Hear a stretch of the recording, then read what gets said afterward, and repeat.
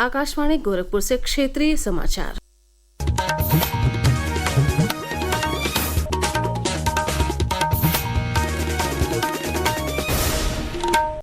नमस्कार, समाचार बुलेटिन के साथ मैं सोनी निगम।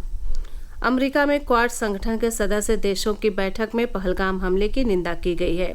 इस हमले में प्रदेश के कानपुर जिले के एक युवक समेत कुल 26 पर्यटकों और कुछ स्थानीय लोगों की आतंकियों ने अप्रैल माह में गोली मारकर हत्या कर दी थी।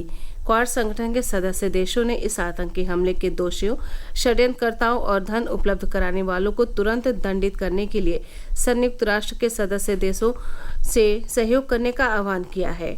एक रिपोर्ट। अमेरिका के वॉशिंगटन डीसी में आयोजित क्वाड विदेश मंत्रियों की बैठक के संयुक्त बयान में पहलगाम आतंकी हमले की कड़े शब्दों में आलोचना की गई है। बैठक में सीमा पार आतंकवाद सहित सभी प्रकार के आतंकवाद की घोर निंदा की गई। क्वाड संगठन स्वतंत्र और खुले हिंद प्रशांत क्षेत्र के प्रति कटिबद्ध है। सदस्य देशों ने साइबर अपराध और ऑनलाइन धोखाधड़ी के खिलाफ संघर्ष के प्रति प्रतिबद्धता भी प्रकट की। समाचार कक्ष से मैं सरफिरोजी। मुख्यमंत्री योगी आदित्यनाथ ने आज सुबह लगातार दूसरे दिन गोरखपुर के गोरखनाथ मंदिर में आयोजित जनता दर्शन कार्यक्रम में लोगों की समस्याएं सुनी। मुख्यमंत्री पिछले 3 दिनों से गोरखपुर में थे। आज सुबह करीब 200 लोगों से मुलाकात कर उनसे प्रार्थना पत्र प्राप्त कर मुख्यमंत्री ने संबंधित अफसरों को त्वरित कार्रवाई का निर्देश दिया।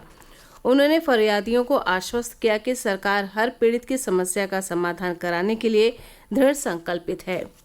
भारतीय प्रौद्योगिकी संस्थान IIT BHU ने गन्ने के बायोमास अपशिष्ट और एक नई खोजी गई जीवाणु प्रजाति की मदद से हरित हाइड्रोजन उत्पादन का नवाचार किया है।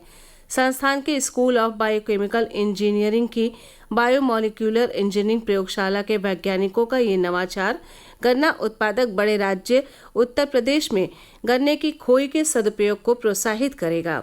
साथ ही इससे पैदा होने वाली पर्यावरणीय समस्याओं पर भी अंकुश लगेगा। संस्थान के बायोमोलिक्यूलर इंजीनियरिंग प्रयोगशाला के प्रभारी आभा मिश्रा ने बताया कि ये अनुसंधान न केवल जैव हाइड्रोजन उत्पादन का एक व्यवहारिक और सतत मार्ग प्रस्तुत करता है, बल्कि ये भी दर्शाता है कि क्षेत्रीय रूप से उपलब्ध लिग्नोसेलुलोसिक बायोमास अपशिष्ट को प्रभावी ढंग से मूल्यवान नवीकरणीय संसाधनों में बदला जा सकता है। भारतीय आयुर्विज्ञान अनुसंधान परिषद और अखिल भारतीय आयुर्विज्ञान संस्थान एम्स ने कहा है कि कोविड के टीकों और युवाओं की अचानक होने वाली मौतों के बीच कोई संबंध नहीं है।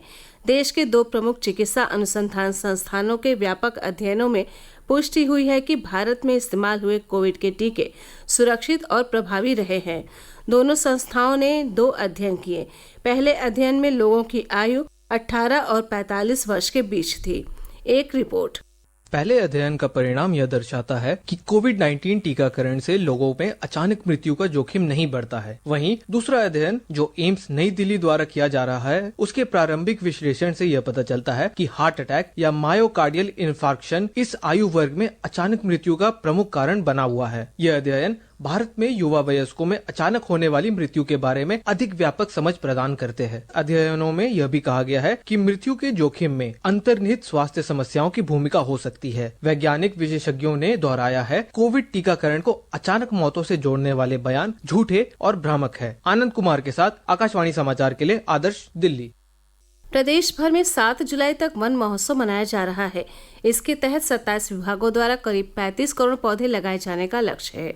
अभियान के तहत मऊ जिले में आज एक विशेष कार्यक्रम का आयोजन कर पिछले 2 दिनों में जन्म लेने वाले शिशुओं के अभिभावकों को सांगवान का पौधा दिया गया। साथ ही उन्हें ग्रीन गोल्ड प्रमाण पत्र भी प्रदान किया गया। इस अवसर पर सामाजिक वानिकी प्रभाग के निदेशक PK पांडे ने कहा कि ये पौधा न केवल पर्यावरण संरक्षण में योगदान देगा, बल्कि बच्चों के साथ साथ ये भी पनपेगा और उनके एक आर्थिक संपत्ति के तौर पर काम करेगा। मौसम विज्ञान विभाग ने पूर्वी उत्तर प्रदेश में 6 जुलाई तक कहीं कहीं भारी बारिश और बिजली गिरने की चेतावनी दी है। पश्चिमी उत्तर प्रदेश में भी 4 जुलाई से यही स्थिति रहेगी। इस बीच प्रदेश में कई नदियों का जलस्तर भी बढ़ने लगा है। वाराणसी जिले में गंगा नदी का जलस्तर 3 मीटर से अधिक बढ़ जाने के कारण 84 घाटों का आपसी संपर्क टूटने लगा है।